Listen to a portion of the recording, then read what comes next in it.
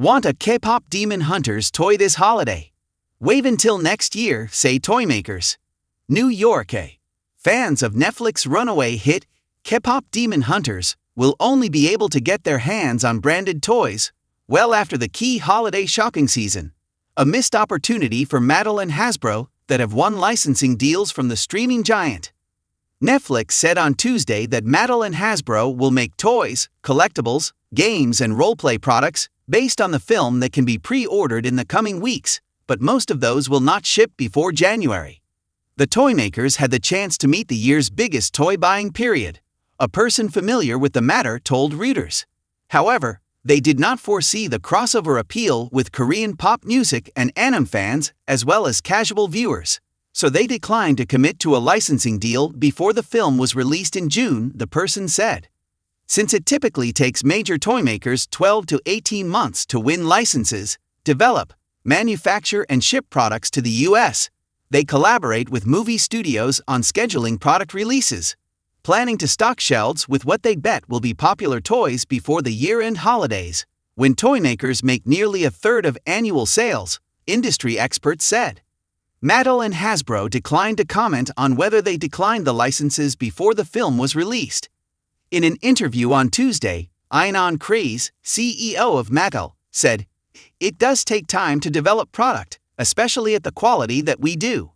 Here, we're going to put the toys on a fast track given the strong demand," Kreis said. Merchandise licensing opens up new Netflix revenue stream. K-pop Demon Hunters tasted success at release.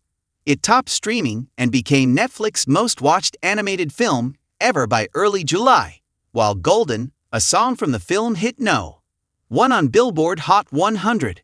2 months later, a theatrical sing-along release sold out at more than 1,300 theaters, including in the US and UK.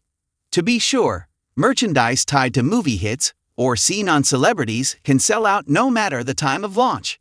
For instance, Labubus, the collectible plushie toys with a sharp-toothed grin, were first launched in 2015, but went viral a decade later after stars including BLACKPI and K-singer Lisa were seen carrying one. But holiday sales this year are widely seen as even more important for a toy industry that has for years faced competition from mobile game makers and streaming firms, as US tariffs on imports have boosted costs. For Netflix, merchandise licensing opens up a new revenue stream as its subscriber base matures, one that has brought enormous success to the likes of Walt Disney and Warner Bros. Discovery with movies such as Frozen and Barbie.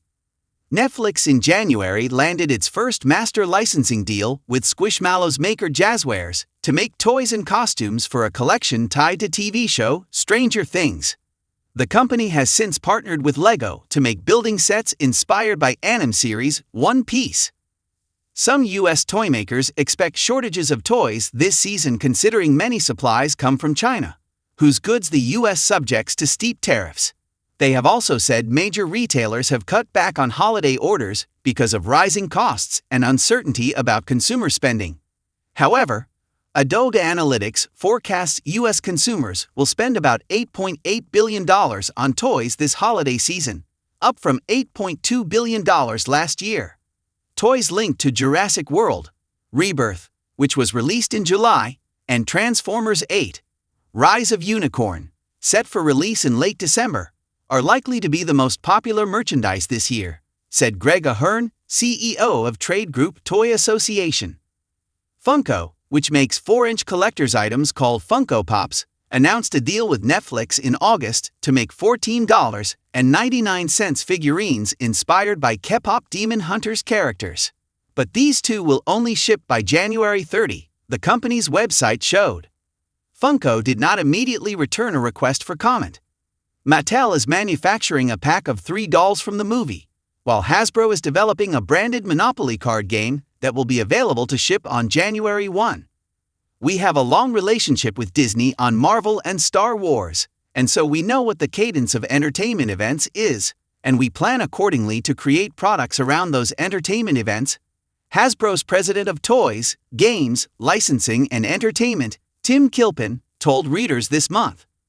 But there are also times when a new property starts to break out. Those don't happen very often, but when they do, it's exciting. It's a surprise, he said. Reporting by Ariana McClymore and Jessica DeNapoli in New York. Editing by Sayantani Ghosh and Christopher Cushing.